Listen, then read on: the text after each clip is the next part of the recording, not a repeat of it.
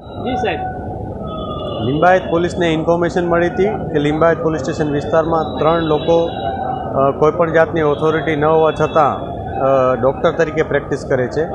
પોલીસે આરોગ્ય વિભાગની ટીમને સાથે રાખી અને રેડ કરી હતી કે જેમાં 3 ડૉક્ટરો પકડાયા હતા.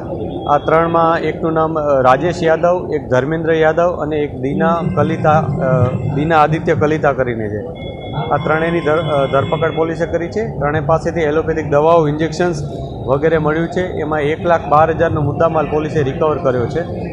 આ લોકો પાસે કોઈપણ જાતની ડિગ્રી ન હતી. એક જે લેડી વ્યક્તિ છે એમાં એણે પોતે પણ નર્સિંગનો કોર્સ કર્યા હોવાનું જણાવ્યું છે અમને.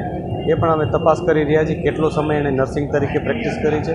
આ ઉપરાંત એણે નર્સિંગ તરીકે પ્રેક્ટિસ કર્યા બાદ આ પ્રકારનું એને ઓથોરિટી છે કે નહીં એ પણ અમે તપાસી રહ્યા છીએ.